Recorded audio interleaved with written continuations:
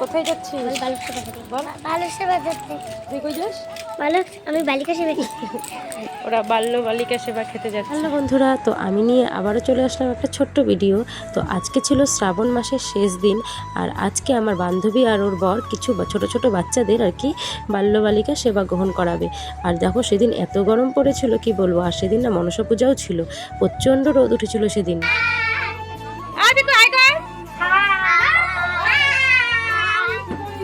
আর এদিকে সব ছোট ছোট বাচ্চাগুলো মিলে ঘর ভর্তি করে হইচই করে ঘরটাকে পুরো মাতিয়ে তুলেছে। তারপর আমার বান্ধবীর বর প্রত্যেকটা বাচ্চাকে তার পা ধুইয়ে মুছিয়ে তারপর সেবা গ্রহণ করতে বসাবে।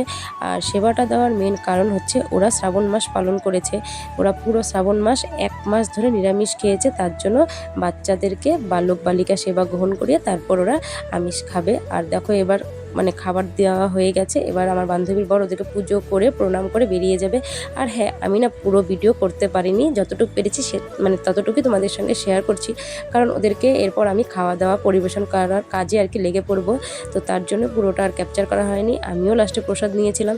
তো বন্ধুরা পুরো ভিডিওটা দেখে জানিও যে কেমন হলো। তো চলো আজকের জন্য টাটা, বাই বাই।